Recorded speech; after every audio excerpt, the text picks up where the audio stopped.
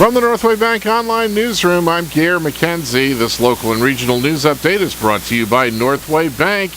Get big savings close to home with Northway Bank's Community Sense digital coupon book. Filled with valuable money-saving coupons from hundreds of Northway Bank business customers. Visit northwaybank.com for more info. Northway Bank with 17 locations throughout New Hampshire. The people you know, the bank you trust, member FDIC, equal housing lender. A former Conway selectman and New Hampshire state senator has changed his mind and says he will not run to fill the unexpired term of the late District 1 Executive Councilor Ray Burton. Mark Hounsell provided the following statement about his decision, quote, "Due to circumstances beyond my control, I'm not able to adequately compete for the open District 1 Executive Council seat in the upcoming election. I thank all the people who supported my election, but I am simply unable to continue or even begin this pursuit." Hounsell declines to elaborate on the reason he changed his mind. He had announced his intention to run for the seat as a Democrat last month, saying he had thought about it for a long time, but with Ray Burton, that seat, there was no need to dwell on that idea or act on that idea. Being represented by the best of them was good enough, but I always felt that it's something that I would enjoy doing and have sufficient belief in my ability, both experience-wise and knowledge-wise, that I could do a stand-up job. 4 candidates have declared for Burton's seat, including Republicans' former state senator Joe Kenney of Wakefield, former U.S. Senate State Director Mark Aldrich of Lebanon, and former Belknap County Commissioner Christopher Boothby of Meredith. Hanover Democrat Michael Cryans, a longtime Grafton County Commissioner, is also running. The longest-serving executive councilor in the history of New Hampshire, Burton died November 12th of cancer, just days after he attended a ceremony at a scenic overlook in Bretton Woods near Mount Washington that was dedicated to him.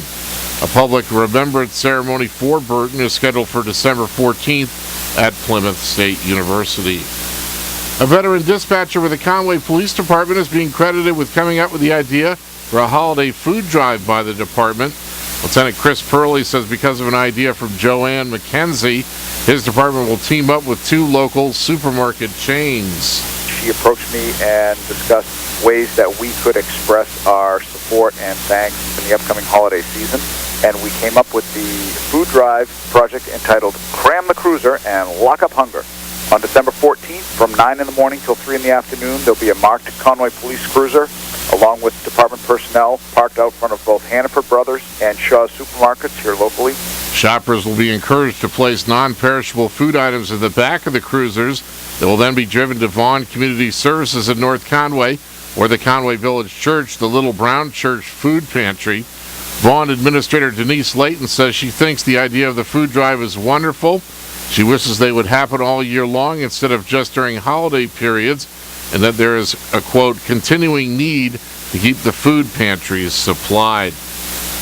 In May news, a panel tasked with reviewing the state's tax code is considering reductions to tax incentives.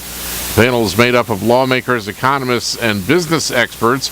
It's recommending capping a tax credit program that reimburses workers for student loan payments who choose to live in Maine after graduation to save nearly $2 million.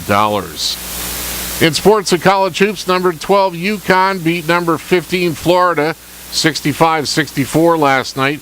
BU got past Quinnipiac 69-66. Connecticut remains the unanimous number 1 team in women's college basketball in the Associated Press poll. And in NFL Monday night action, the Seahawks beat New Orleans 34-7. In the weather today, patchy fog this morning, partly sunny today, highs the lower 40s with light winds. Mostly clear tonight, lows the lower 20s, mid-20s in southern Carroll County, northwest winds around 10, and mostly sunny on Wednesday, highs around 40. From the Northway Bank Online Newsroom, I'm Gare McKenzie.